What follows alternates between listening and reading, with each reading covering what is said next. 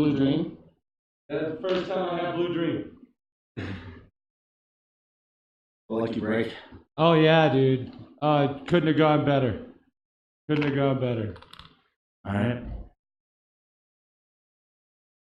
So I'm capping this thing off. I'm here with JJ Dale. Yeah, man. Comedian at the Springs. I know you're from Boston. I'm gonna get to know you on this thing because I don't really, I don't know all that much about you. Like I know the snippet. I mean, the Boston accent's hard to get away from, so I know that much. It really I know is. You're in the Army. But yeah, I've been wanting to talk to you for a while since I started this podcast. Like I started it back when you were on Blazin'. Oh yeah. And I wanted to get you in here, but apparently you had even more shit happen. I didn't understand. Oh yeah. So I want to kind of like try and start from the beginning a little bit. So were you born and raised in Boston? Well, yeah, in the whole Boston area, all inside of 95.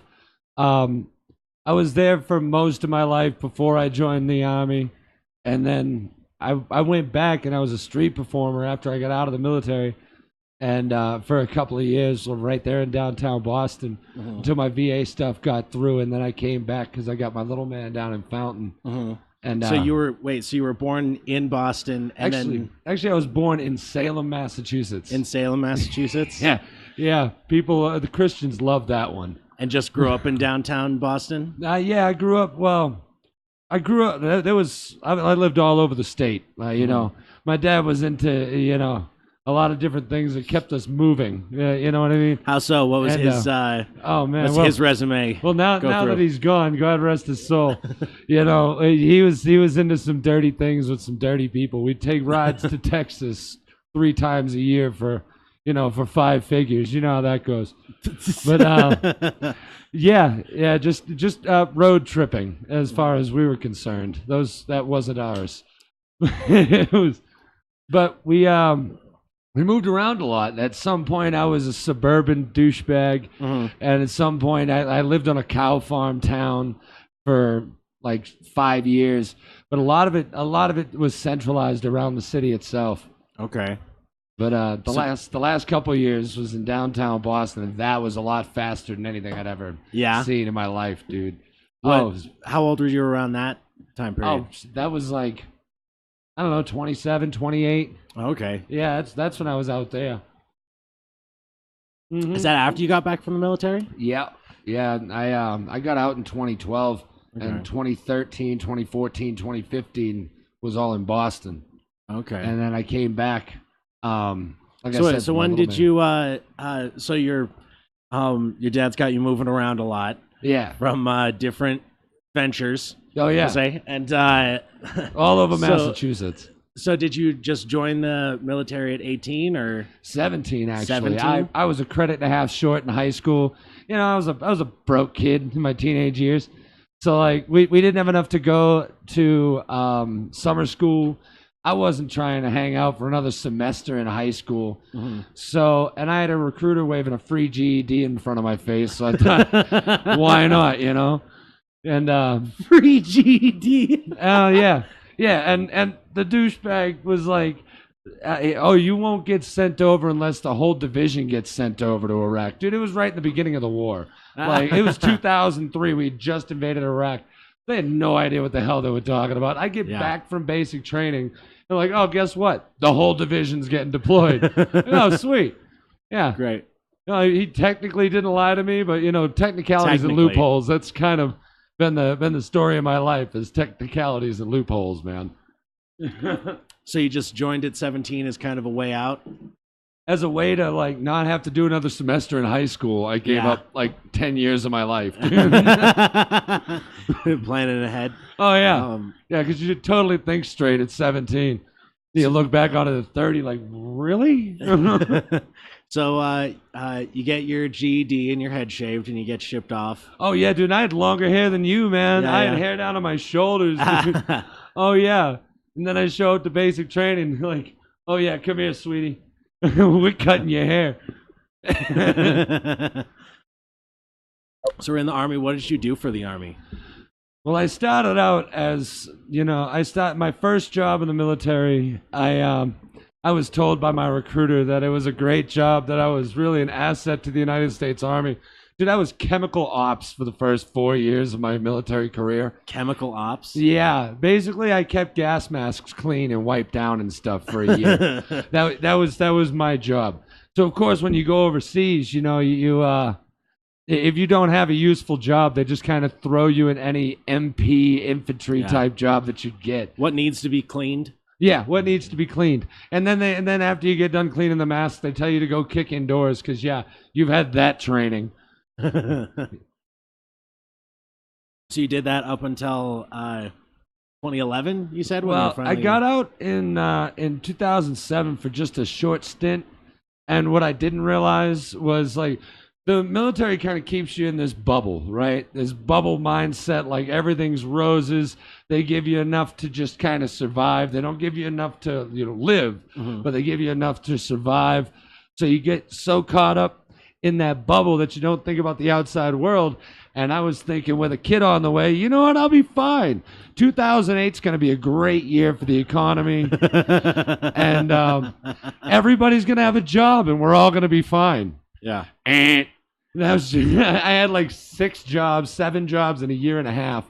I was picking up anything that I could find, with a buddy of mine that I could like hang with for a little bit. He's, I got this job rebuilding ozone detectors for bottling plants. Yeah, I was 2 weeks into ITT Tech for computer networking. This guy wants me to rebuild ozone detectors and like make me a master solderer in a matter of 3 days. Little did I realize that every 89 days, because at 90 days they have to lock you in for like health insurance and all that expensive crap. Screw that. They'd just rather start over at day one with somebody else. So they give you the axe after 89 days and give you some bullshit like your numbers are down. And then all of a sudden, you're gone, man. Yeah. So that happened like 5 times. I worked on a lobster boat. I delivered medical lasers and calibrated them for podiatrists and the dermatologists, the skin people, the skinwalkers, yeah. How long was the lobster boat? Oh, I did that for like 4 or 5 months, dude. I was the best shape. Did you I go was ever out? in. Yeah. Yeah, we'd go every day. Every day I'd show up at like 4:30 in the morning, hit my head on the top of the bathroom because the door was like 2 inches shorter than me, and get out to the boat. And we'd go out probably about 10, 12 miles out to shore. The guy had 50 trawls. A trawl is 20 traps.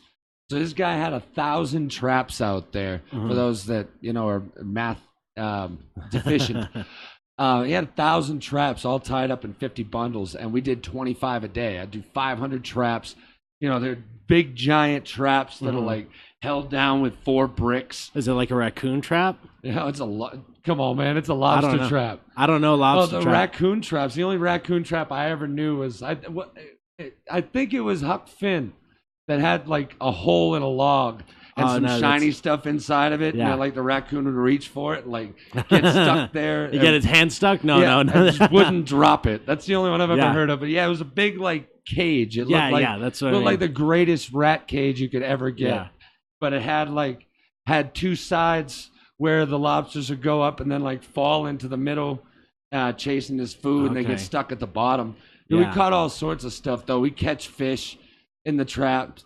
We catch birds in the traps. There's these black birds, dude, that they dive up to 80 feet underwater to catch fish. And we'd have two herring and a pogie. These are all fish. And we'd have them in a little netted bag in there. And the birds would see it from up top like, oh, my God, those fish aren't even moving. That's lunch. They go in one hole, get caught in the trap, and then suffocate, you know what I mean, trying to get these fish. And we'd pull up the trap like the next day, and it's nothing but a pool of feathers, dude. Just start banging the trap on the side of the boat like, you son of a bitch. Yeah, no, a raccoon trap. That's so. What is it? Because I'm from the West Coast. I haven't even been out east. I've been all the way from what is it, like Alaska, all the way down the West Coast to like Puerto Vallarta. But I have never been east. And I've been all the way from Washington, Oregon, California, but I just never went out east. So that's a perfect like? So it's like a raccoon trap. No, it's like a lobster trap. It's like East and West.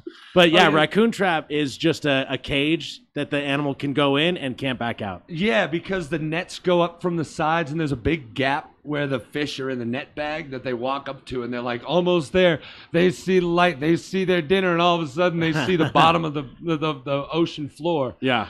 And the big difference between the East Coast and the West Coast, I think, is like people, as you go west, people are less and less proud to be really friggin' old. How so? Everybody's so proud on the East Coast to be living in a house that was built before most states. Yeah. Like this house was built in 1815, and all of a sudden I move out to a place that was born in 1850. Uh-huh. You know what I mean? And it's so proud of like the old tradition back there. But out here, all they really have is like Lewis and Clark and then a bunch of dirty deeded people. Yeah. I'll buy this land from you at like 2 cents an acre. Sure. Right. Yeah. And we'll call the whole thing Louisiana. No part of it will ever get shaved down. Can you imagine if that chunk of the country was all like the people in Louisiana? Mm-hmm. It'd be a weird place, man. We'd have bayou people all the way up to North Dakota. Mm-hmm. Oh, man. Like Deliverance played in 14 states. That's weird, because if you go to Europe, you'll be like sitting in a bar and someone will go, hey, yeah, that wall is like 1,000 years old. Yeah, and totally. It hasn't fallen yet. There's been no refurbishing of it. Yeah. Like the what the hell's her name? She's famous. Abigail Adams. Mm-hmm. Abigail Adams, famous by family, like, you know, Angelina Jolie, you know, those sort of people that are just brought in by the family. Yeah. And Abigail Adams' house has been rebuilt. They're always under construction. Like, I don't think any of the wood that's on Abigail Adams' house is more than 30 years old. She lived 300 years ago. Yeah. Yeah, man. So let's get, what is it? So you signed up for the military at 17, but did you already have a kid on the way? How did that play into it? No. Yeah, I got out of the military, and there's a short break in which it was a quick break. I decided to complicate my life further. See, what happened was, oh man. So I got hooked for a year, and then use your imagination. And then after I got out, I moved into my mother's basement and smoked a bunch of weed. And next thing I know, I wake up to a pregnancy test getting thrown from like across the room at my pillow, and it had a plus sign on it. That's how I knew. And all of a sudden, I turned and I was like, "Well, shit." And as I said that, she was like flipping out. I was like, "You're not happy?" I was like, "I just opened my eyes. I gotta soak in the fact that I made it to another day, and then I'll soak in the positive pregnancy test sitting right next to me." Yeah, people tend to not be happy about things that are thrown at their head when they're asleep. Yeah. So go figure, like the 3 months out of every day since I've been 17 that I'm actually living back at mom's house is when I experience a pregnancy. So like I had just moved back into my mom's basement. Life was like, I'll show you for moving back in with your parents. Bam, there's another kid.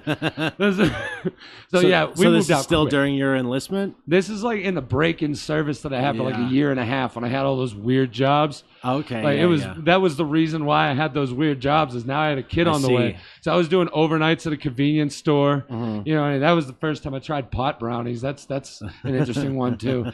And working overnights at a convenience store, cleaning up all the blood out of, I love great places to pause, supermarket meat section. I had all these jobs because I had a kid on the way. So, you know, you got to do what you got to do. And it's your son, Gabe? Yeah. And you only have the one kid? Yep. He just turned 10 a couple of weeks ago. Hi, Gabe. If you're listening to this, then there's not enough supervision on your YouTube. Yeah, probably not. We've had some, you know, some of the comedians around. Oh yeah. So we've had some irreprehensible people. Oh yeah. Don't watch those other episodes either. Yeah, buddy. don't watch the other ones, Gabe. YouTube will be around for a long time. Yeah, it'll be around well after you'll be old enough to get a lot of the jokes. So then you get out of the military. and you go back to Boston? Is that where your son is? In 2012, no, he's here. He's here in Coral I went Springs. back there to go get my VA disability and all that stuff taken care of, you know, because here you fight for 10 years, you appeal 5 times, you know, you count up percentages until you get the one you're actually worth. And in Boston, they had me at like 4 appointments a week. I was the VA was my second home. Well, my first home, really. I didn't really have a first home, but I was at the VA 4 times a week. Was going through all sorts of psychotherapy. You can tell. And I was going through like physical therapy and all that stuff almost every day. I was going up and back on the trains, you know what I mean? Because you can get to, in Massachusetts from downtown Boston, you can get to 5 different VA hospitals in a matter of an hour, and 8 different outpatient facilities. So like 5 of what's in Denver and 8 of the thing that there's one of in Colorado Springs, all in the matter of an hour. Out here, yeah, you got the numbers. One Denver, one Colorado Springs that's open 9 to 5, 5 days a week. Yeah, and this is a military town. Yeah, go figure. With Schriever and the Academy and Peterson and Fort Carson and the other one. You know, you got all these people that get out and they really want to stay here too, because dude, look at this place. It's a beautiful place to retire, man. Yeah, dude. You get up out of bed every day and you see that. Dude, it's amazing. You know, and I wonder if I can get it with this. Oh yeah. Look at that. Look at that. Isn't that gorgeous? That is a beautiful thing to wake up to every day. And you know, a lot of people that get stationed out here. I remember you had to fight to get stationed out here at Fort Carson. Oh my God, that's a close up of the face right there. That is one sexy mug. And you know, a lot of veterans just stay here because of how gorgeous it is. And it's really a heavy veteran-based population here. Like, not a lot of them go home. You can tell, like, 80% of the people walking the street. So, are you from here? No, I'm from Michigan. Yeah. I'm from Ohio. I'm from Florida. I'm from California. Everywhere, mostly from Texas. But you have all these people out here. And it's like, yeah, what am I gonna go back there? Go back to the cornfields in Iowa? No, I'm going to sit here and stare at the mountains and walk trails for the rest of my life. Yeah, that's a weird thing that keeps coming up is it's like Colorado Springs and San Antonio, Texas are linked somehow. I've been noticing that an influx and it was right before these storms have hit Texas. I find that a little suspicious. Like somebody's got the inside track. We're like, we got to get these people out of San Antonio real quick. I've been seeing it for about the last year. Yeah, because I accidentally ended up in San Antonio, Texas. I can only imagine what vehicle you would have stepped out of to be stuck, like at the back of a pickup truck. A windowless white van, a clown car. I'm picturing everything, dude. Well, it was just my brother joined the Air Force. So he graduated from Lackland Air Force Base. Oh, okay. And they're like, we're going to go see your brother's graduation. Hop in. And then, like, 2 hours into driving, I was like, where the fuck is this? You'll find out. Just get back to your phone. Yeah. So, and then I came back, and like half the people I know are from San Antonio, and it's weird. It's just linked somehow. Yeah. If this was a Stephen King novel, it would be some evil presence that links the two cities. Oh, yes. Some wicked accountant. Some force. Force. It's just somebody with a random job that nobody's scared of. He's going to make you scared of it. Yeah. The remake of It just came out. Yeah. Like, everybody loves clowns except for people that just don't like face paint, and all of a sudden It comes out. And every circus you go to, they all float down, you know? I don't like clowns. I don't know. It's not even like it's more a fear of like, if you do that to your face for fun. Yeah. It's like, what's wrong with your perceptions of what fun is? You're like, it could be a child's laughter just being around children, and it's all a matter of what part of the list you're on. Yeah. If you're on that list that's unerasable, then you probably should quit your clown job. So, so you get out of the military, you go back to Boston. Yeah, and I was getting told I couldn't work, man, and they were shaving me off not quite enough to live on in Massachusetts because cigarettes are friggin' $10.50 a pack for Marlboros. Oh yeah, and back then too. So I bet it's even higher It was now. just when it spiked up, and for somehow, like it did it to me twice. Okay, when I went to Iraq, gas was at $1.17 a gallon the day I left. The day that I came back, like 18 months later, gas was at $3.80 a gallon. So it was a shell shock. I get back to Massachusetts for the first time. I had visited there for 3 days before I went to Afghanistan in 2010, 2011. In 2010, I went back for like 3 days. Cigarettes, I think we're at like $6 something a pack. I leave for a year, come back, and then another year later, I go back to Boston. And it's like $10.50, $11 for a pack of cigarettes. Newport's a damn near 12. So yeah, I said screw that. And in the veterans shelter I was at, a friend of mine that was letting me use his guitar is the New England Center for Homeless Veterans, if I could plug them. And there was this dude that was letting me use his guitar, and all of a sudden he got thrown out of the place for. Everybody finds a reason to get thrown out of the vet shelter. Everybody's fucking hoopy. They're all vets. They're all out of their minds. Dude, you can tell. And he got run out. So I was like, okay, what do I do with this guitar? I tried to get a hold of him. Couldn't get a hold of him. Yeah. So I just found a strap from somebody, a pink strap, because I love my mom. And I just started hitting the streets, dude. I went out to the park, and my old boy Josh, he got a hold of me. He found me playing on the streets, and he was like, you should come down into the subway. So I started playing in the subways out there, and I made it like a thing that I'd go out and try. And it was also good therapy too, because not only could I deal with the hypervigilance of having hundreds of people go by me all the time, and like having the wall to my back and having the guitar as a barrier, it really helped for me to connect back with people again, because I was kind of isolated out there in my head. Yeah. You know what I mean? I was just kind of by myself, and it really gave an opportunity to like make people smile and stuff like that, and a good opportunity to get, tips and, that sort of thing. So I went out there and I would play anything, dude. I would just try and figure it out. I'd use Paco Bell's Canon and completely cheat, because that goes with everything. It's every song you've ever heard since 1890 when it came out. Yeah. And there's hundreds of things on YouTube about it. You got to check it out. It's hilarious. What is it called? It's Paco Bell's Canon. If you play Paco Bell's Canon, like if you play the 8 chords to that, it's every song ever. Like I do this. I used to do this little kind of thing that they kind of do on YouTube, but they all pick different songs. Like I'd start with like, I don't know, a Dylan song, and then I go to the Beatles, but then I go right to Rihanna, and then back to Led Zeppelin, and over to Aerosmith, and then I go to Imagine Dragons, and that sort of thing. Just sing a whole bunch of different songs while playing the same 8 chords over and over. But I didn't do that to all the music, just the weird requests that would come out. I swear to God, Wagon Wheel and Wonderwall, I don't like those songs anymore, because every mid-30s to mid-40s drunk white chick in Boston, oh my God, can you play Wagon Wheel? Dude, I know the chords, I know the words. No. Absolutely not. I will not play that song. It is more requested than Bruno Mars is now.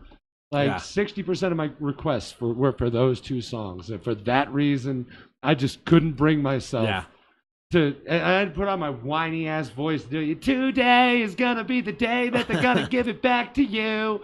And I gotta do that weird thing, like that Sum 41. I'm trying too hard to be punk sort of thing.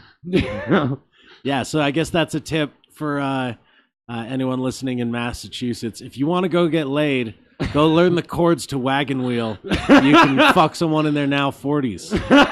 Stand around and play Wagon Wheel, and you'll turn some heads. Oh, yeah, absolutely. You could play it standing next to a statue. You can play it in a train station. You could just sit in your house or your apartment in Boston. But you fly your window open, play it, and all of a sudden...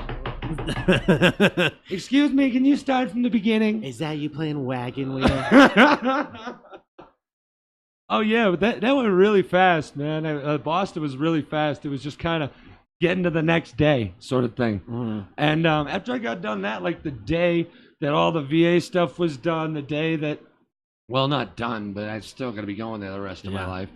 But as soon as all that stuff was done, the day that it was done, I had to get back to go see my little man, you know, because I'll go to hell for him to follow him there and back, you know. And he was here. Did his mom take him here? Yeah, his mom's a great mom. Like she was there. She took care of him single-handedly while I was getting all that done. So now I can come back and, you know, get everything going and get everything right, you know. Yeah. And man, and that's when I came back, I still had that sort of itch, man, that itch of like needing to, you know, I don't know, be in the spotlight. You know what the hell? It's a complex. And so that's why I got into stand-up comedy out here, because I didn't have a guitar and I was watching an improv show, and all of a sudden I get told to go up and here's your part. Yeah. Improv is really what I love the most. But that's when I just kept getting pulled up for stuff, and next thing you know, I'm doing, you know, this show and that show, and doing the stand-up comedy thing, which is a lot of fun. Yeah. It's a lot of fun. So you came here before you tried stand-up?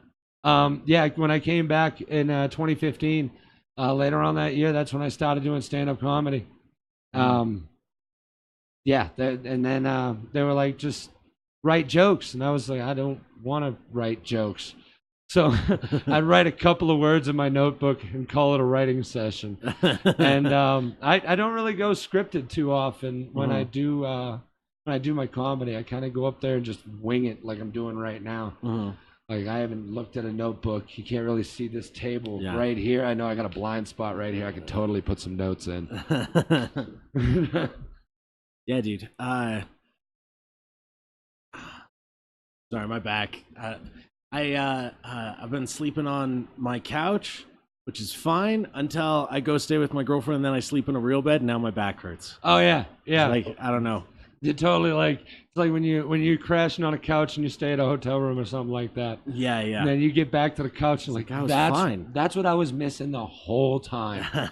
Springs and shit. Springs and shit. But yeah, so where'd you see improv? That like, were you just watching a show and they brought you up, or yeah, how'd that I was work? over at the Dab Lounge. They used to have the down low improv show on Sunday nights. And, you know, I used to fall asleep watching Whose Line Is It Anyway when they play it for like 6-hour blocks on ABC Family back in the late 90s, early 2000s. And I used to fall asleep watching that. Like, I would catch every episode when that British guy was the host, or when Drew Carey was the host. And, you know, I couldn't find it really anywhere. So I ended up taking finding that show and just started watching it until they were like, yeah, come up and do this part. And then I started becoming a recurring guest, and then all of a sudden, you know, I was part of the show and having a blast, dude. Nice. So you, when the hell did I start doing stand-up here?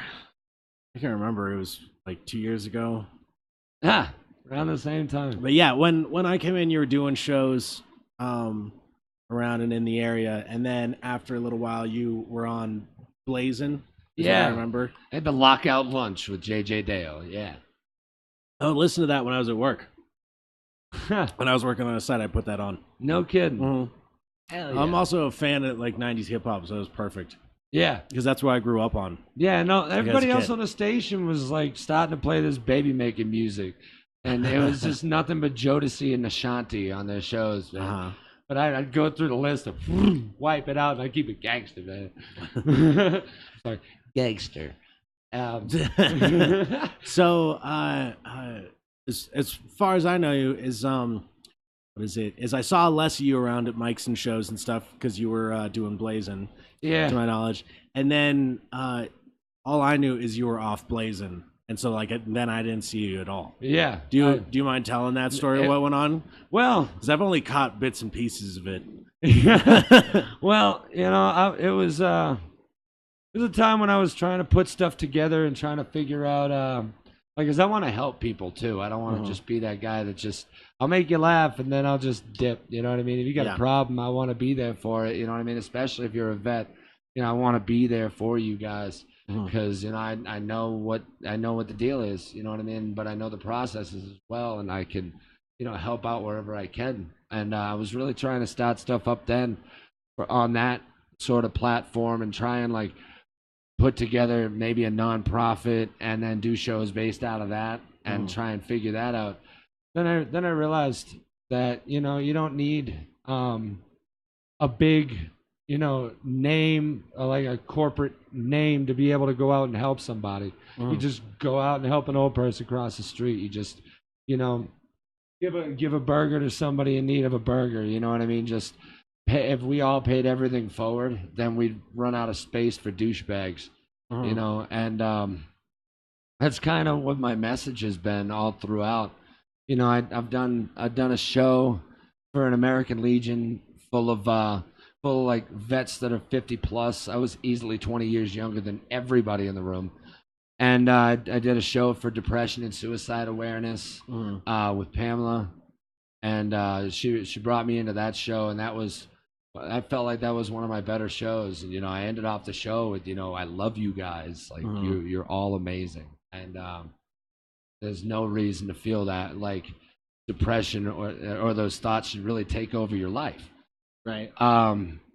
But at the same time, I like to smile, I like to keep entertainment going, and I just love doing what I do, and that's really where the message gets kind of skewed sometimes, because I tell all these stories and stuff. You're like, oh wow, who the hell is this dude? He's loud, he's obnoxious, and he's telling stories about drugs, and oh dear Lord, and all of a sudden I'm like, all right, you guys, I want everybody to feel the love in this room. And it gets kind of skewed there, but yeah, I was definitely all about that, and that's what came in the hiatus that I took for like 6 months or so, doing shows. I did do that one show. I did 2 shows in April. I did one a couple of weeks ago, actually, down at the Spotlight in Pueblo. The Spotlight. Yeah. Oh yeah. Yeah. There's down there the Friday night karaoke and open mic with like Dan Gist and all them. Yeah, Dan Gist. Or I don't know if Gist, I know Gist. Gist. I know his name. I don't know why it's popping in my brain. He does sit down. I'm not sure if I comedy. had enough caffeine because my brain's a little slow feeling right now. But yeah, she has been bothering me to do that P Funny for like a year now, and I just haven't responded to any of the and to the point where at one point to the point where at one point she was like I'm just gonna sign you up for one of these dates and your face will be on it, so let me know if you can make it. If crickets could grab a microphone. Yeah. She was like, I'm just gonna sign you up, so send me a picture and I'll put you on a thing. And I wanted to Photoshop a picture of like Otis holding a gun to my head. I was like, that's the only way I'll do it. Oh yeah, is if you put that picture on the poster. Oh yeah, and it's right out front too. Right out front, you get a nice poster with your name on it. Yeah, ooh, a poster. That's what they says pay headliner in brightly colored letters. Yeah. Yeah, dude. She just started charging for that mic, charging to go up. No, you know what it is? Is it's like one of those things where there's a total of like 12 people watching your headlining act, but it still looks full in there. There's like a capacity of 25 people in this place. So if you're going to be like 7 of those 25 people, you should grab a beer. You should grab a soda. You should spend $2-3 to be there. That's where it got skewed. Was somebody said on Facebook because they wanted to skew it their way, because their side of the story is the most important. I will not be paying to do stand-up comedy. No, it's just go get something other than water at the bar when you're going to do a performance there, and you're not even like, you're just showing up to an open mic. Get a Pepsi, get something. Yeah. You know what I mean? Get something there. So it's not required to go up? Like, you don't go up and like give Pam $5, dude, and like put your money in the machine to go use the mic. Yeah. You know what I mean? It's like if you're gonna go there and you're gonna do comedy there, I mean, especially when it's on a single digit day of the month. Mhm. I know everybody got paid. You can go get, a $2 bud during happy hour and just take a sip out of it and leave it there the whole show. But is it still requiring you to go get a drink? It's one of those unwritten understandings, Yeah. I think. Like, I'm not gonna go too far into the defense with Right. the lack of knowledge I have. Yeah. You know what I mean? But I also know that, it's just kind of a call for common courtesy, really, is what it is. And the Spotlight, they got good bartenders, They're like those rough around the edges bartender. I'm sorry, bartender for those needing the translation. It's the bartenders there are pretty good. I don't know why, but the back has like mirrors shaped in the shape of like a Taj Mahal or a penis. I'm not sure okay. what. But it's neon lights all around. You be the judge. Go down to the Spotlight bar and you be the judge. You see my Facebook right there. Message me. Let me know whether you think it's a penis or a piece of the Taj Mahal. And that's my We're doing shameless research plug. here. Yes, absolutely. So, but I mean, it's a pretty good bar. But it's for something called the Spotlight, you can't really see it from the street. And it's right like downtown Pueblo. Like this dude walks up to me and hands me a fistful of Mexican dirt weed. And it's like, here, take this with no container. Just a fistful of weed. Yeah. And I'm like, what am I going to do with this? So I just kind of threw it out because it's Colorado and I have standards. There's someone in Wisconsin right now that is crying, screaming into their iPhone. What are you doing? You should have said Colorado, we're just throwing away weed. should have said that to me in a jar of peanut butter. Nah, this weed sucks. Yeah. Nice. I did a show for Sareth in Pueblo. Oh, yeah? He invited me down. And I went down there, and I'm at, I don't remember the bar. But I'm at this bar, and show got pushed back like an hour. So, like, let me just fucking walk around Pueblo for a while. And nothing was open. Like, I'm standing on downtown Pueblo, and every store is closed and boarded up, and looks like it has been for years. They roll up the sidewalks at like 10 o'clock down there. That's why there's all the criminal activity going on. You don't have a bar that's open till 2 in the morning. Yeah. On a Friday. Mm-hmm. You're like when I was at the Spotlight doing the headlining thing. I was doing the headlining thing, so I'm obviously the last act. And they're like, keep it fast, this bar is closing soon. I'm like, it's 11, dude. It's 11. Yeah. Oh, but I'm walking around downtown Pueblo, and everywhere is closed. Every store is closed, everything, except for Gloria's, which is doing great. Like it's a strip club, and there's smoke pouring out of it and lights coming off the building. It looks like it's about to take off, man. Yeah, and every store within a 2-block radius is closed. It is boarded up. Can't stay in business. Well, I can't get milk. I can't get milk. I can't go get butter. And go see some Pueblo titties. Yeah, might as well go see some Pueblo titties. Yeah, their business is doing great. They're booming. They're a stand-up kind of business. But yeah, that's just Pueblo to me. Yeah, titties. Yeah, I'll have to check out the Spotlight. I'm not really. So there's the thing is, like, I'll call it paying to play because it is an unwritten rule that, like, if a place is allowing you to have an open mic there, you're supporting A, the bar, and B, the host to continue doing that open mic by buying something when you're there. But if your show as a comic, like it's just a small part thing, and I do think not enough open micers like maybe realize that. Yeah, they just get so in their own head, but at the same time, you're getting this comedy for free with the big ass head, dude. Yeah.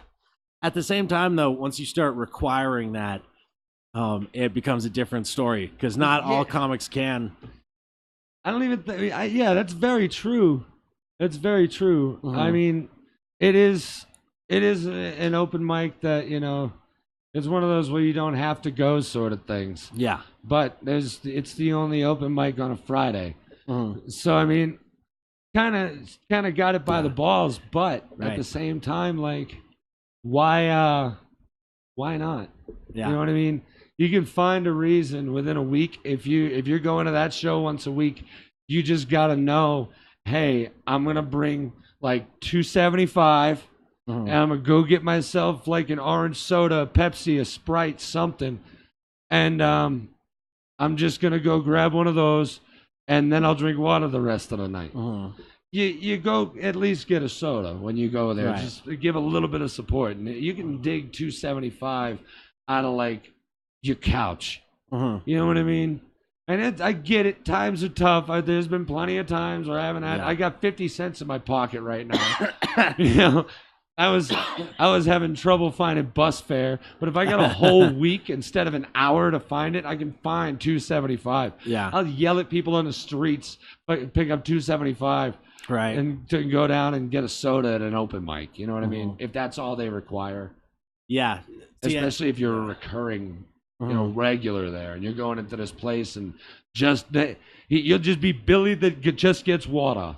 That's what you be to the bartenders. Yeah. Which is, I think fine in a way, because, I mean, if you go to an open mic every week, I remember I used to go to an open mic when I was really broke, and then over the last 2 years, I've made enough money to have some extra scratch whenever I go out. Yeah. And it took like 3 weeks of me getting drinks at that open mic now in order for them to treat me like a human being. Because like for the first year, I never bought shit. Well, I just bothered them for pens. You'd always just show up at the open mics, though, when you did that in like a black hoodie, dude. Oh, yeah, and you just look out from under your hoodie, like looking like a druid, like, water, please. Like a druid. Yeah, dude. I was just talking to someone about, I was like, remember when I would just walk in to open mics in like sweatpants and a hoodie, and it was like, yeah, and you looked like you hadn't slept. I was like, yeah, it was before medication. It does wonders. Oh yeah. It they definitely do. But yeah, don't stop them. Don't stop them without going to see your doctor. Yeah. Then you start getting really weird in that time. Like, when you come off of hard drugs, you hurt. You know what I mean? You're in a pissy mood. When you come off of psych meds, when you come off of like the prescribed things that you're prescribed, and you like don't take them for a little while because, hey, you're on vacation and you forgot them, whatever the reason. Yeah. You know, and you become a very weird person.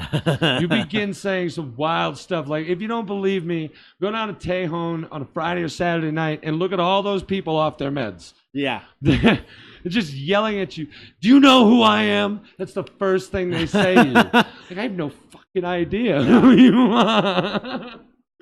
You know? Don't lie to me. Yeah, I remember I got on medication, and it's a slow uptake before it really starts having an effect. Like, you really have to build it up in your system. Yeah. Also, motrigine. I remember my psychotherapist telling me that, like, if you take too much of this at once, it'll eat all your innards up. So you have to piece it out slowly. Yeah. I was like, okay, yeah. One a day, not as needed. Yeah, small. So by the time it was working, I just knew I felt better. Yeah. And then I, like you said, like for a vacation or something, missed my medication for a couple days. And then I remembered, I was like, oh, this is all so familiar. I forgot that I used to just live like this. But you don't have, at that point in time, I didn't have any sort of scale to measure it by. So to me, that was just normal. Yeah. And now I'm walking around like, I forgot that there was a black dog used to follow me around in the corners of my vision. Oh, yeah. You just have to have that small reason to realize why you lived like this in the first place. Oh, my God, we got shots. Charts. We get charts, guy. We got bar graphs. Yeah. Bar graphs. Yeah, dude. That's because I got sober like 2 years ago. Same time I started stand up. because I was That's working. a great time. Yeah, it's the same anniversary for me, so it's easy to remember. Because I Your really quit date and your start date. Yeah, because I really wanted to do stand up, and I was working at this deli, and I took the job because they told me they'd let me have Mondays off, and that was the only mic I knew about was Zodiac. Yeah, it was the only one I knew about. Oh, so I was like, sorry. let me have Monday nights so I can go do that. And they would call me in every fucking Monday night. They did this to me for like a fucking year. I never went to an open mic, and I was just working at this shithole and drinking every night and whatever. Yeah. And what is it? And then the day I quit, I was just like standing looking at this fucking display case of meat and macaroni salad, and I was like, you know what? Fuck this. I think I'm done. This is not my life right now. Yeah. I was like, I'm quitting drinking. I'm quitting this fucking job, and I'm starting stand up. I went to the Zodiac that night and fucking vibrated on stage, the shakes. Oh yeah. Yep. But yeah, sounds like DT to me. Yeah. Yeah, that mic can be hard. Now go through DT on it. Yeah, and you know, you go up there and people say that it's therapy, like it's just recreational bitching. I can only imagine what would have been in those sets. Like, I didn't see a lot of your sets in the beginning. Yeah. Because I was just getting pulled up on stage, and I was strictly just in one place doing this one open mic. Well, actually two, because I do every Thursday. You know what I mean? Yeah. And because the same person that got me linked up with that improv show did the Thursday night open mic over at the Underground. You know, and so I was doing those two open mics, and you'd be there for some of it. And I remember the comics that were starting up back then at the same time as me. What the hell ever happened to El Horrible? El Horrible? El Horrible. It like would run. He had this cape, dude, and this luchador mask, and he would run from like outside up onto the stage, and he was El Horrible, and he was a legend, man. Does anyone know who he actually was? I'm pretty sure. His alias? Of his alias, of his alternate identity. I can't tell. You can't tell? El Horrible, come back. El Horrible, come wherever back you and are. do shows, wherever you are. There's so much fighting in the scene right now, Horrible. I am using my next check to get a light to shine to the sky and bounce off the moon, the logo of El Horrible. Yeah, dude. But yeah, that's I wish I had seen those sets, man, when you were coming down, because those would have been like the best sets ever. Like like one of those Gold Camp open mics. Yeah. Where you just go up and you really have this like fuck the world face on. It's like 11 o'clock at night. You want to go to bed. You're just like, you know what? This is my show. Eat a dick. You know? Yeah. Because I used to go up. So I've been doing stand up for 2 years now. Yeah. And that's because I count it from when I started going up weekly. Yeah. I think that's when the clock actually starts running. When it becomes habitual. Yeah, because if I go by the first time I was on stage, I've been doing it for like 6 years, and there's no way that that's accurate. So like, you never look better than you do on your resume. Right. So anyway, so I used to go up when I was still drinking, and the note I would get from everybody was like, "Wow, you're so confident up there." Oh yeah, you're so confident, and I was like, "It's just what I do." You get a liquid set of balls. Yeah, and then as soon as I quit, I was vibrating. Took me 3 months to stop shaking on stage. So what do you guys want to talk about? Yeah, holding the microphone as it shakes. Oh yeah, yeah, that whole thing. So fucking nervous. Oh yeah, and you've already been doing it for months, but I'm in an altered state of mind right now from not being in an altered state of mind. Oddly enough. Yeah. And you go up and you just, I've never seen it from this angle before. Usually everything's a little more wavy. That's rough, man. I'm glad you stuck with it though. Yeah. And now you got this thing going with this podcast, and got the American flag waving behind you. That thing's dope. You need a better angle so you can start every show with "My fellow Americans." I know. I need to. I'm going to build something to put these cameras on so I have a better angle. Because right now they're just kind of sitting on whatever else is on the table. Yeah. as I move them around. But Yeah, it's interesting. It's definitely interesting. It's a nice setup though, man. These mics are better than the ones at Blazing. Oh, really? Yeah, when you move them, like they got springs on them, but they don't exactly. You have WD-40 in a radio station office. Oh yeah. So like you pull mic 1 down, which is like right in front of the computer where the playlist is and all that stuff.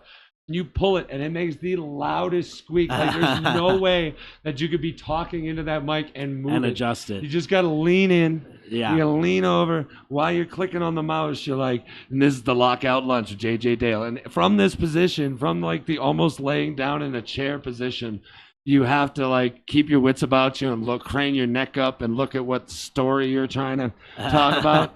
Meanwhile, you're just in all types of ways are stretched out. So this setup. And these mics, Right, yeah. There's no squeak to them at all. I can move them around. I can get comfortable, man. Except for the part where I knock over your soda. Yeah, I've had that where I go on other people's podcasts, and I went and did Andrew and Ryan's, the one about Simpsons. Oh, yeah. I got to do did that one, man. My mom would call me in for the couch every day. Like, I grew up, like, she would scream across the complex, Jay! What, Ma? The couch is starting. I run home, dude, 8, 9 years old. And when people really, it was before TV 14, TV PG, and TV. It was before all that crap. You know, now I've watched every single episode. So shout out to you guys. Let me know what's up, man. I did this one. Now I got to do yours. Let's go. Yeah, my advice is just derail it. Because if you let them, stop talking about Family Guy on their do show. Whatever the fuck. Yeah, exactly.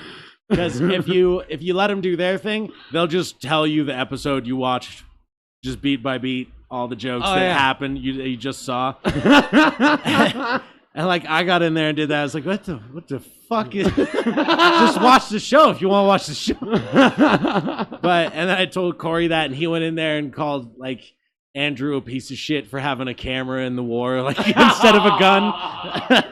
Oh yeah, fucking love the that clip. Army journalist.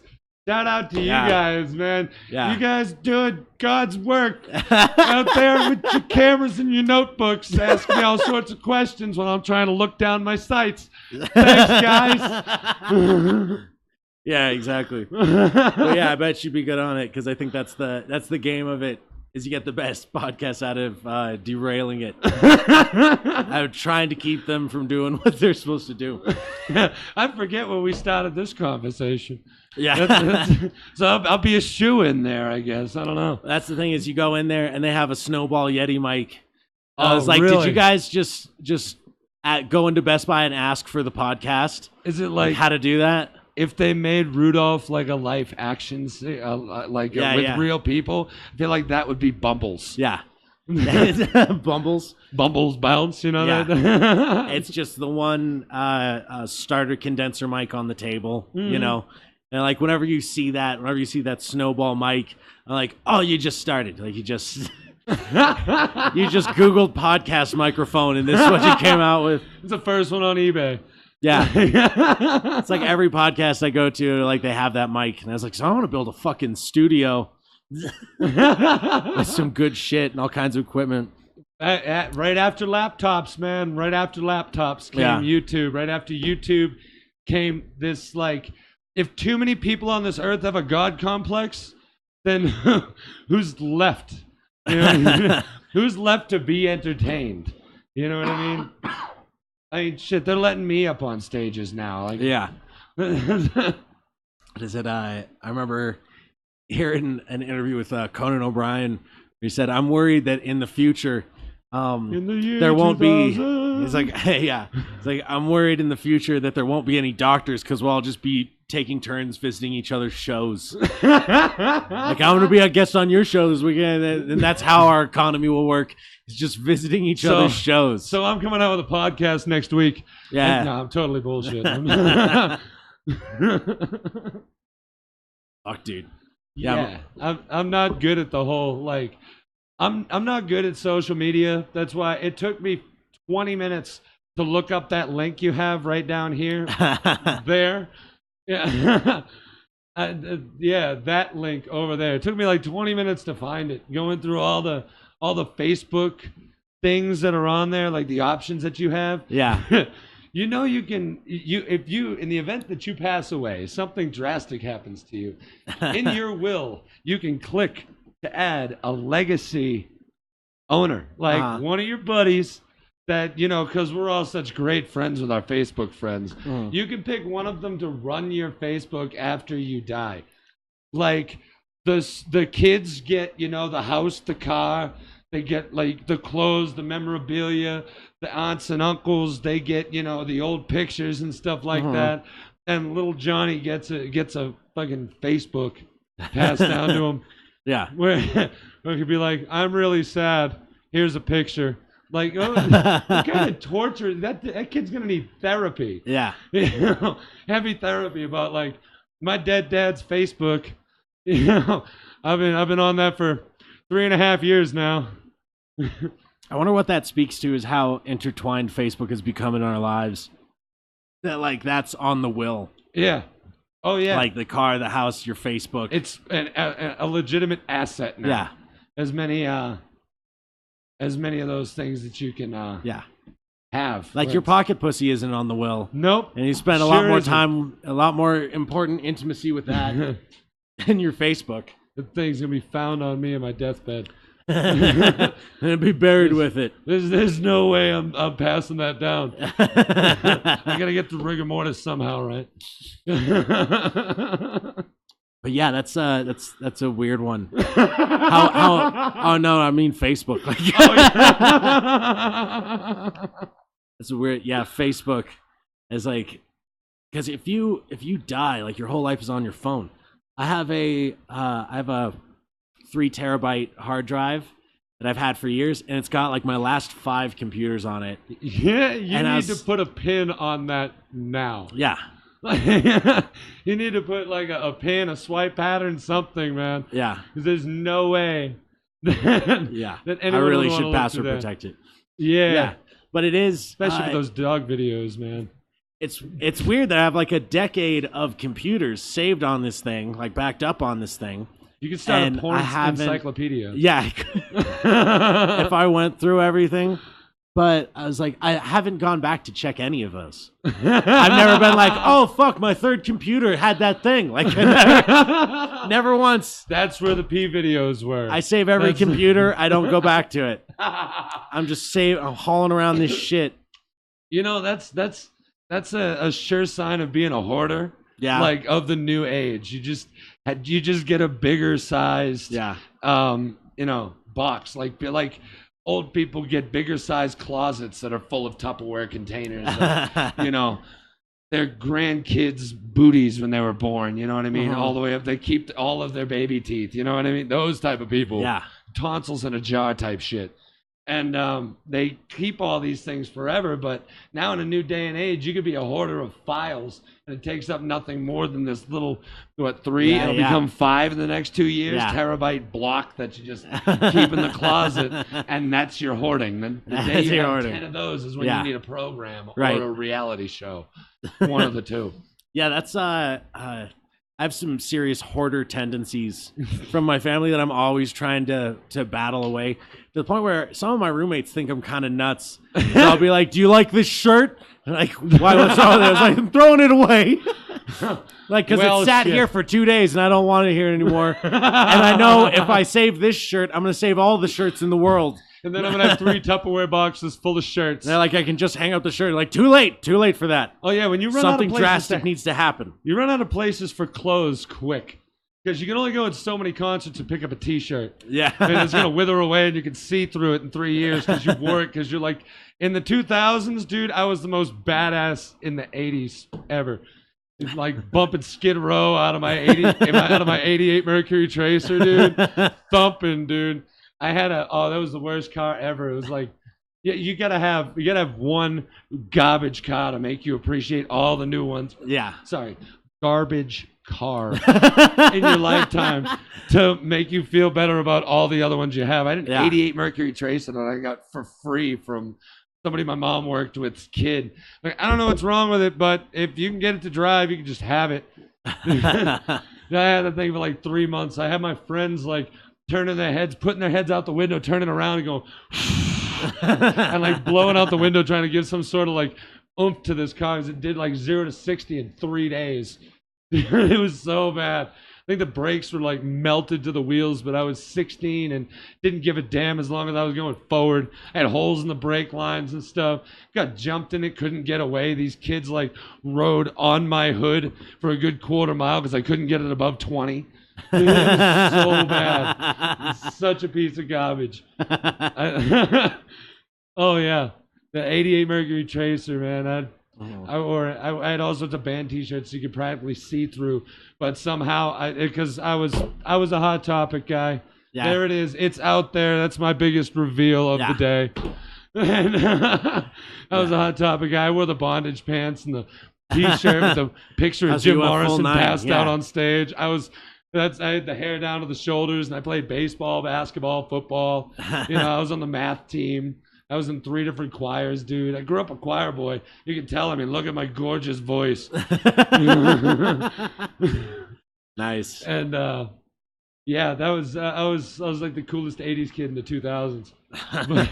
But I would have been the type to be like a hoarder of Tupperware, boxes of band T-shirts, run out of room in 3 closets, and then finally have a yard sale. You know what I mean? You got it at least nice, neat, and organized. But I know at least half of your files aren't in folders. Yeah. I'm putting that out there. Yep, you're caught.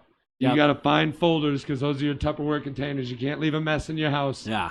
And I have to fight that at my house currently. It's like not just the files, but the actual. I mean, the files just run wild because it's this big. So I don't give a shit. Yeah. But the most fun part is going to be naming those folders. Yeah. Like, what are you going to, like, how do you differentiate all the videos from 10 computers? Yeah. And then name them anything you can remember that they were afterward. You're going to have to come up with some fun suggestions. Oh, yeah. Yeah, if I were to put my entire music library together, it'd probably take about a week, but I could then sell that drive for $100. Oh, yeah. Because as far as music goes, I have all my computers and then the computers of all my friends and roommates for the last 10 years of music. Well, I'm sure I've got a percentage of all the American music made. I did the same thing when I was in Iraq. And when I was in Iraq, it was just nothing more than everybody sharing everybody's porn. Like, I had some weird stuff on my hard drive by the time I was done over there. Like, and I wouldn't even really like watch it for any sort of excitement because I knew that dude is weird. I wonder what he's got on that hard drive. You know what I mean? Like, oh, that's a horse. All right, next video. Oh, that you shouldn't fit that there. Next one. Oh, that girl's getting peed on. You cringe at the whole thing.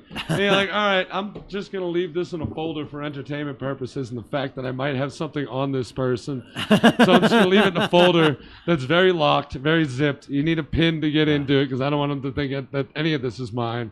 But it stays on the hard drive, dude. And then you just kind of take their music, and then you realize a lot more about them that you really shouldn't. Oh, my God.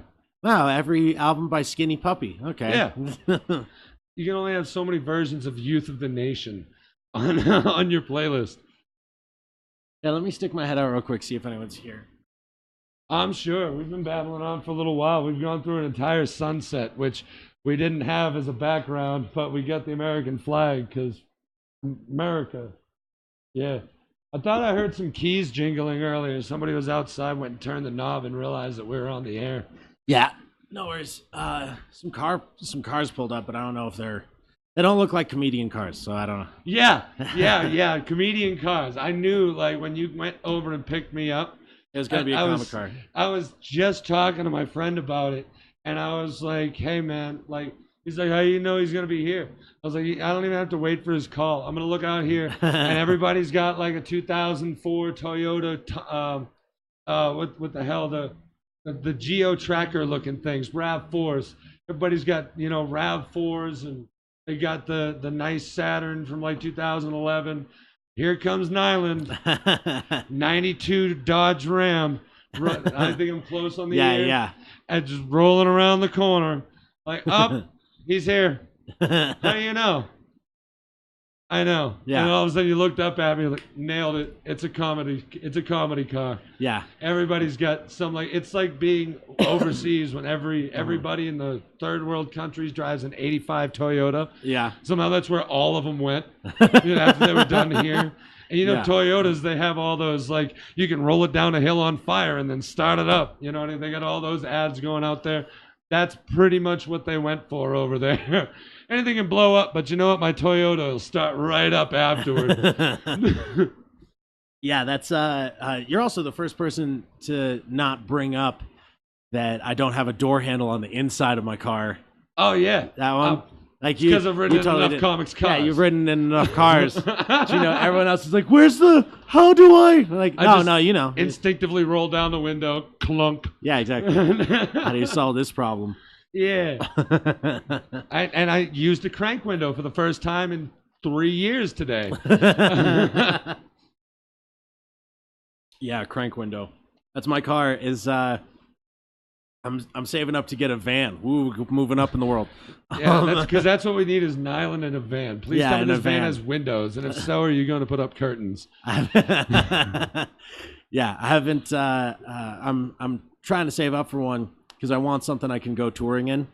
You're gonna have a license the road plate one? that says free puppies or ice cream. Well, if I ever take Chris with me, I'm sure there's gonna be a bunch of candy in the car. But I've been saving up for a van so I can hit the road, and what is it? And I was trying to keep my car going, strong, and save up for this van.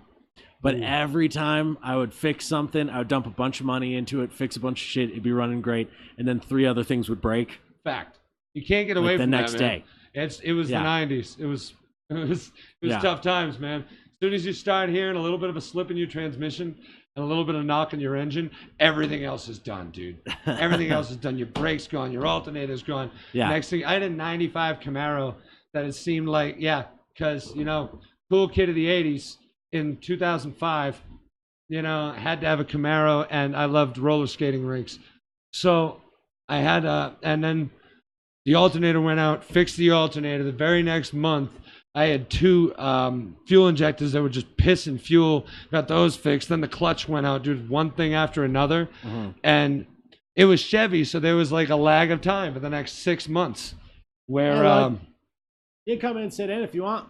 For the next 6 months, there's nothing wrong with it. Yeah. And then the chain of events started happening again. And then my kid was born, and I had to stack three towels up to be able to get the thing to sit right.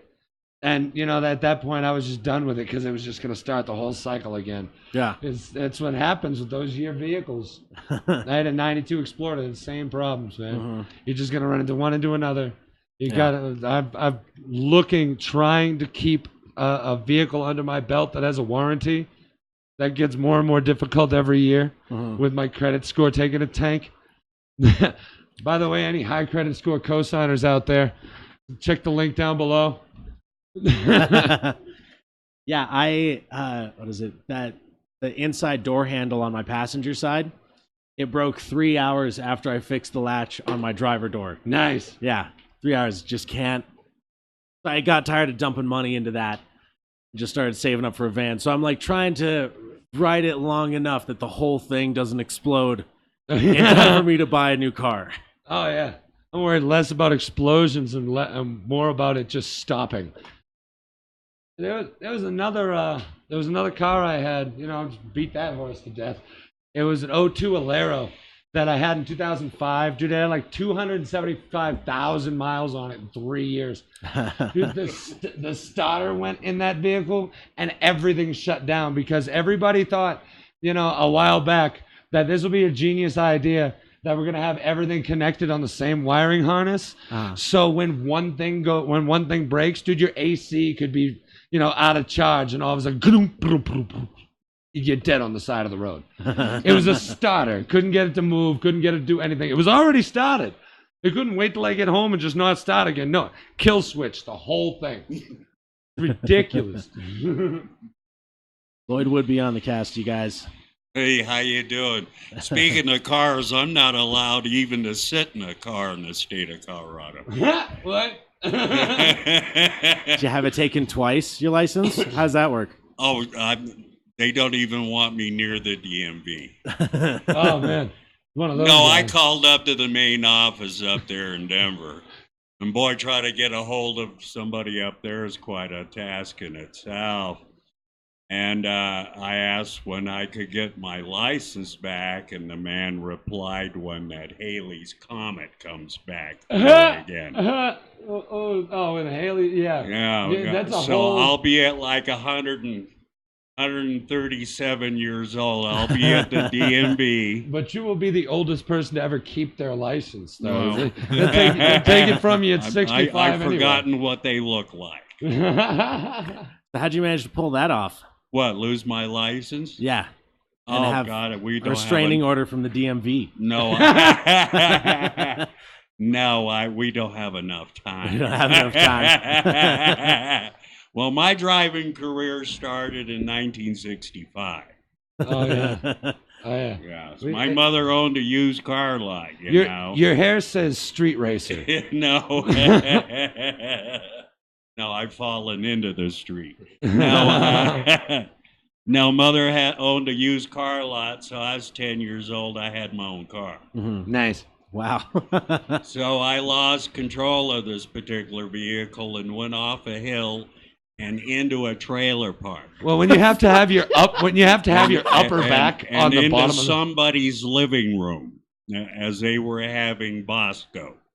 How did you see over the steering wheel? Did you attach shit to your feet? No, we elevated the seat. It was an old 1954 Ford stock car. So you like re-hitched it with like And they raised the the seat up, and there you go. gave it the midget treatment. The old phone book. Oh yeah, that's right. Platform Phone shoes book were and cool blocks. then. Oh yeah, platform. Yeah, Kiss was still around, so he probably had some platform shoes. No, not back in them days. But no, my favorite car is a Volkswagen, I'll tell you. Yeah. Well, that blows my mind. And one year in 1970, we're in Santa Cruz, California. We're off fishing off the pier there. We had fishing enhancers. Math correct, you were 15 when this happened. And then we started talking about what kind of cars float. Oh yeah. Yep, that sounds So like the 15. conversation came up, and then, well, we figured Rolls Royce is afloat. Mercedes is, hey, that Volkswagen of yours, Lloyd, afloat. So we went and got my Volkswagen. I had a little 57. Did it float? And we pushed it off the pier. It floated all right. No, listen, this ain't Volkswagen? funny. He owed 6 more Listen. payments and he was trying to get it to the bottom of the ocean. Listen, Oh, no, shit. I only They're gonna paid find an it now. OZ for it. But no, it had floated out into the West Coast Pacific navigational lines. You're the West Coast guy. Yeah, it floated. And the Coast Guard came and got my ass and gave me a $1,500 ticket for creating a navigational hazard. And it would have only cost you $200 to get it fixed. With that vote, well, the plates were still exposed. And, Yeah. Oh, Right to man. my, and I understand that car made it to the Philippines, and a family of 6 is living in it. Yes. Yes, I'm very glad to have joined you for that long walk. That's man. great. But what makes me happy is I know that's not even the thing. We're not even near the thing yet. Your driving career started in 1969. Oh, Oh, man. holy shit. Oh, I had a 92 Ford Explorer. I had my license for 27 days. I suppose this is slight self-incrimination. You're not supposed to have anybody in your vehicle Yeah. for the first 6 months you drove. So I had like 5 people in the car. And we're all doing the cool kid thing, you know. I was doing the speed limit, but I was doing under the speed limit when I got a $500 drag racing ticket because I was driving next to a friend of mine. Like, hey man, go get gas and meet me over at Dave's house. And I went up ahead. Next thing you know, I get pulled over. $500 drag racing ticket. So with all those people in the car, they let that go.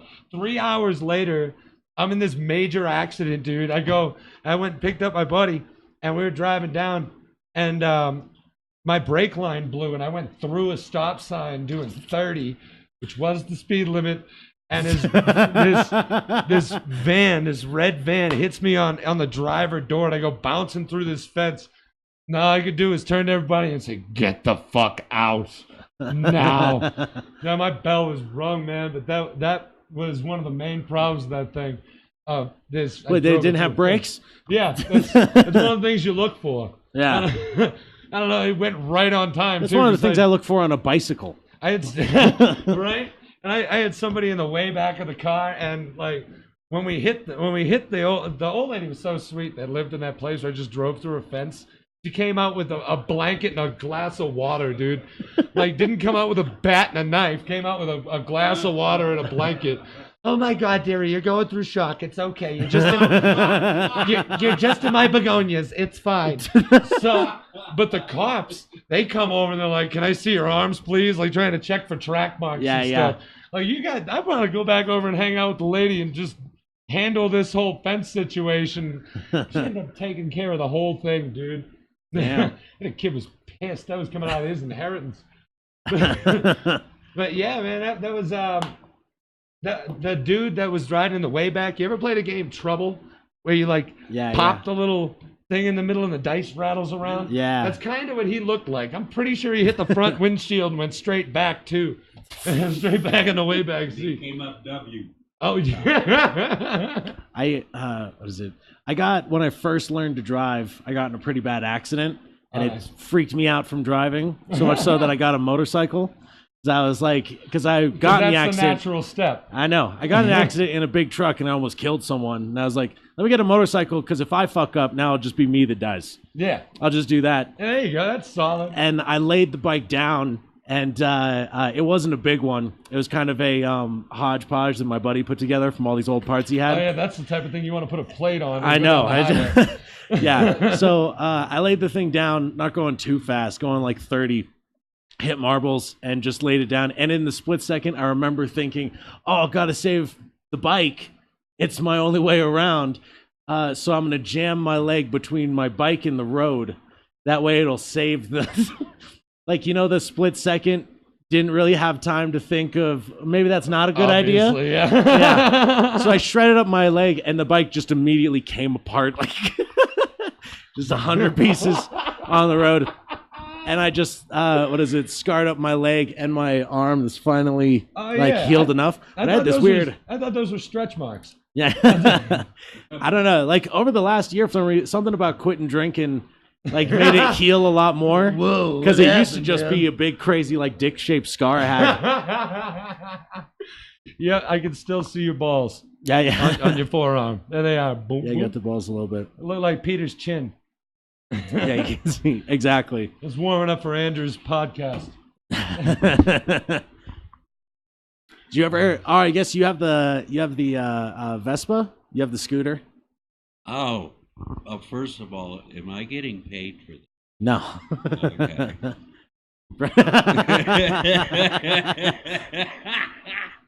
I have 3 high-performance scooters. Speaking of how I lost my license, how it all started. Well, I was on one of my scooters, and the chase started up there at Academy. The chase started. They're at Academy and Galley. We're headed south. Oh yeah. On Academy there, and it was terrifying. We're approaching speeds in excess of 27, 28 miles. What year was this? This was in 1981. Oh, that's when cars were starting to get a whole lot bigger. Yeah. So when the chase was going on, I had the Colorado Springs police behind me. I had a deputy sheriff. They're walking next to you, telling you pull over. No, they were following me at a high rate of speed, as I mentioned earlier. So, and behind them was a highway patrol, and then somehow a National Guard truck got involved. And then my pot dealer, I owe him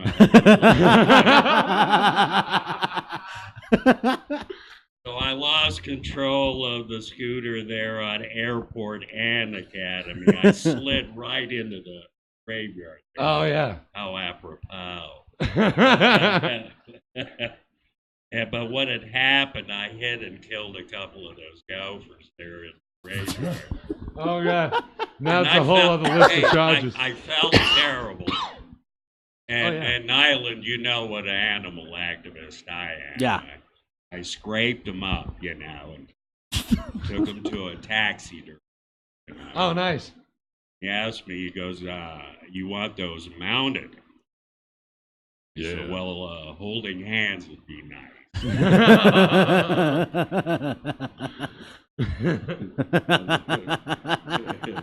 It'll look like hell on my mantle. Oh yeah.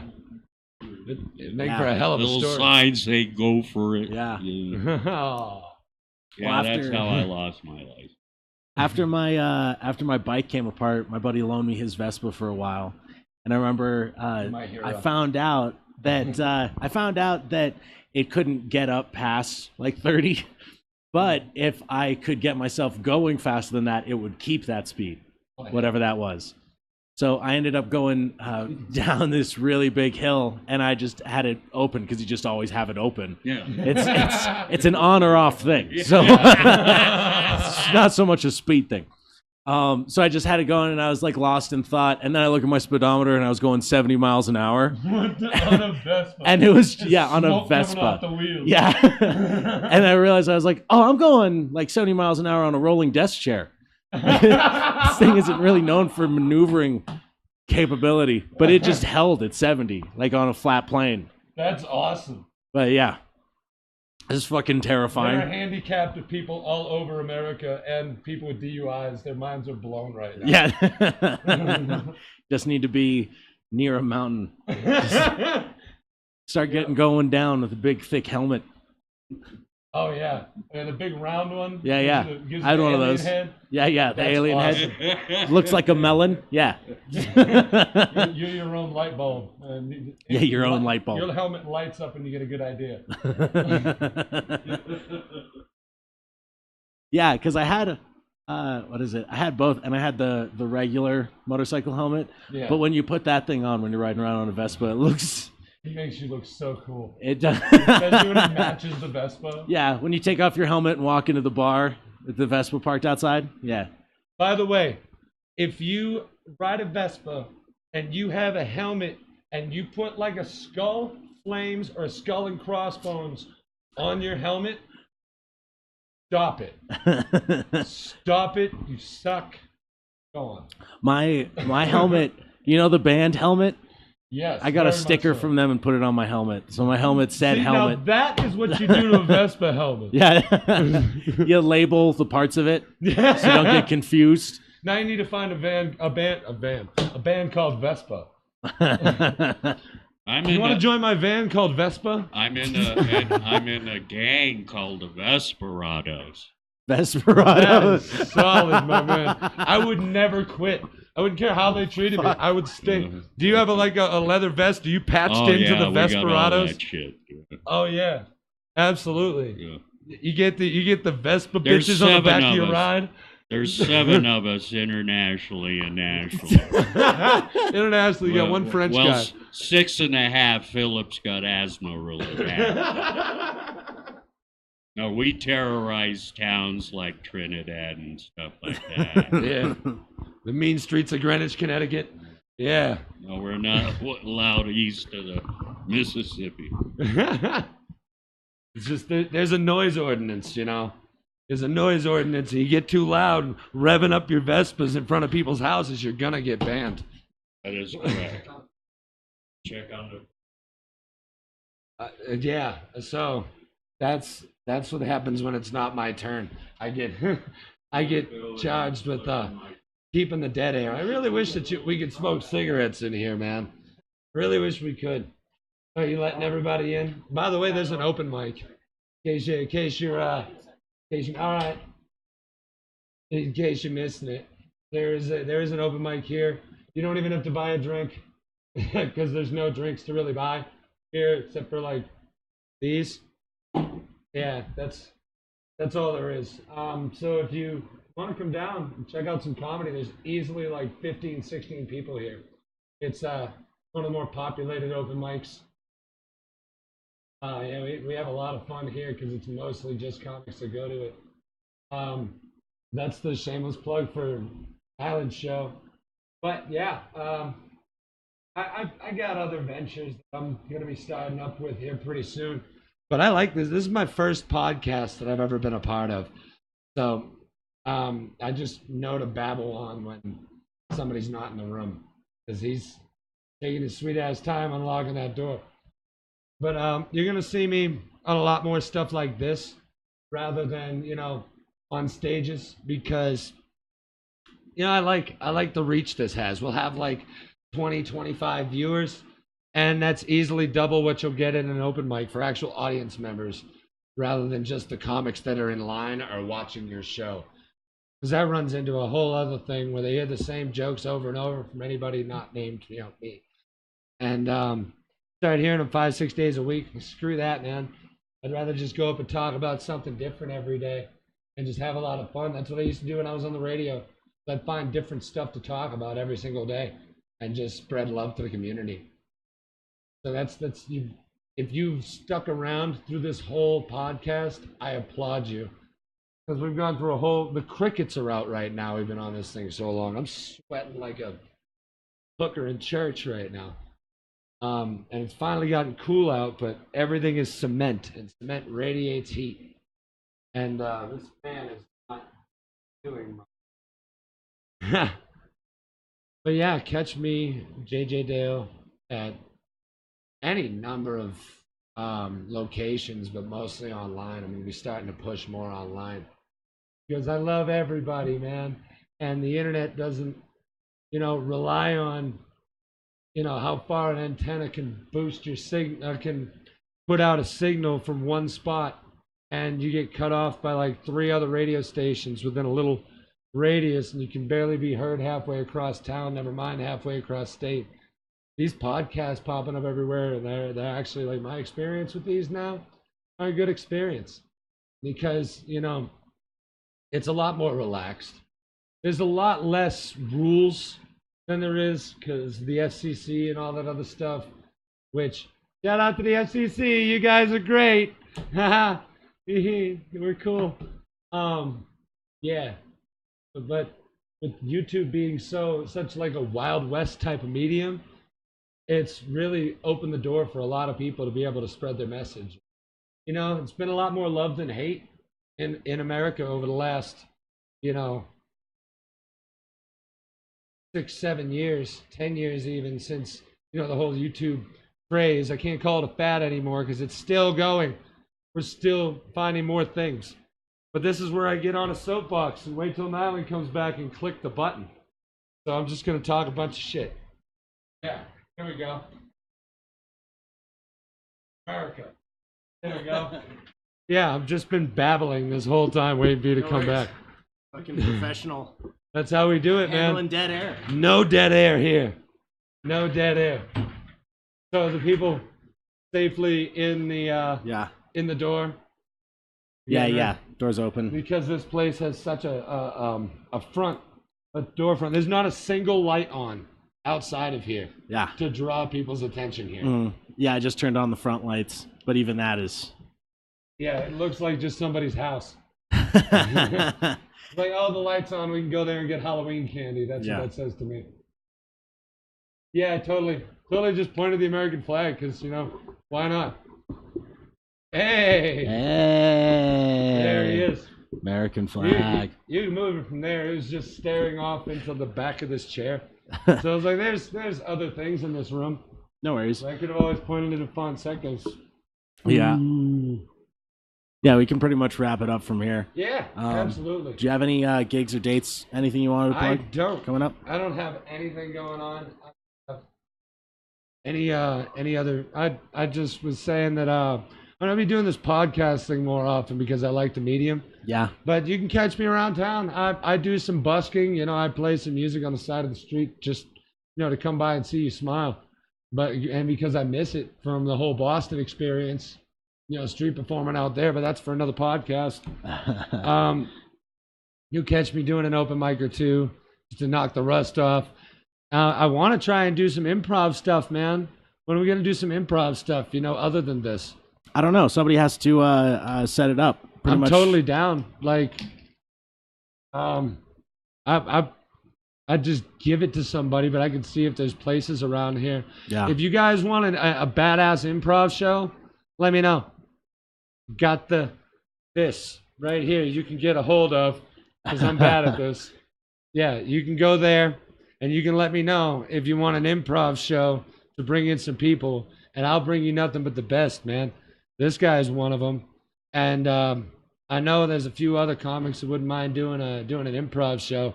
Keep that alive. Keep that slow heart beating. But that's pretty much all I got for plugs, man. All right. Yeah, I'm doing. I'm going to be in Greeley at the Moxie Theater September 5th, and then I'm going to be in Texas starting Sunday the 24th through the 26th. Got a couple dates. I need to figure out what those shows are called. You don't even have the van yet. You're already. Yeah, I already planned. Set up. I planned tours before I bought the van. Really thinking ahead here. So, and then I'm gonna be at the local comedy festival on. Fuck, I didn't put it on here. Sometime in October. Whenever that's happening, Just I'll show be up there every day until you see. Yeah, until you see me. It's probably like the 29th too. Yeah. Probably doing like a Halloween bash or some shit. I think that's it. We're here every Tuesday for the open mic at the Pecan Theater. What does it come out? It's a great room. Slowly building it more and more. Oh yeah, we have music shows and stuff going on here at the theater. So check the Facebook page for that. I'm at Nyland _Vigil on Twitter. Drop me a line. Thanks for listening, especially if you made it that far. If you don't know what an underscore is, you shift and you hit the dash. I've had a couple of emails with underscores on them. When I say the word underscore, people's faces like fold up in what the fuck. Really? Yeah. Oh yeah. What's that? If you have owned a computer since 1995. Oh. Yeah, dude. But thanks for having me on here, man. Yeah, man. Glad you could come out. It was good. I love doing this. Bless you. Fuck, I forgot what I was thinking about. Anyway, yeah, we'll just cap it up there. We know how to talk, but we don't know how to close.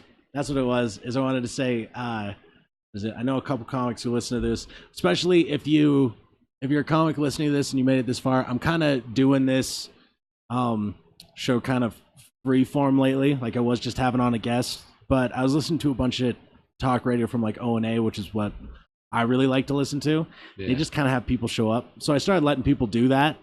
And it's been really really fun. It makes for some weird chaotic shows. I used to do that at Blazing, man. Like everybody was so picky about my time costs money. Like you want to come on my show, you got to give me a sponsorship fee.